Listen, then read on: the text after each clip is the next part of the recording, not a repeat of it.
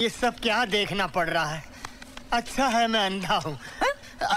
পাঞ্জাবের বিপক্ষে রাজস্থানের ব্যাটাররা যখন মাঠে পারফর্ম করছে ঠিক তখনই ড্রেসিং রুমে কম্বল গায়ে গভীর ঘুমে জোফরা আর্চার।